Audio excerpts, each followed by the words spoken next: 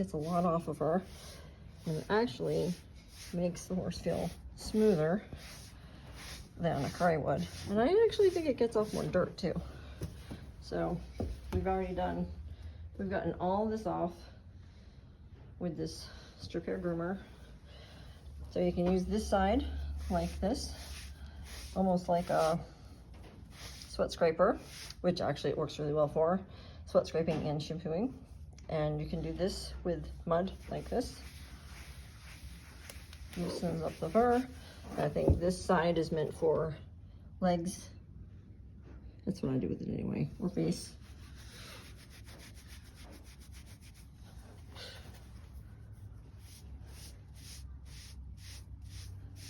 Good girl.